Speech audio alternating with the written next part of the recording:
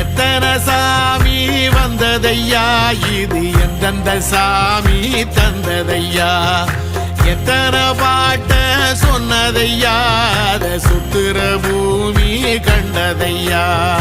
அடிச்சு வீசும் காத்துலையும் அந்த தகப்பனாச சுத்துதையா,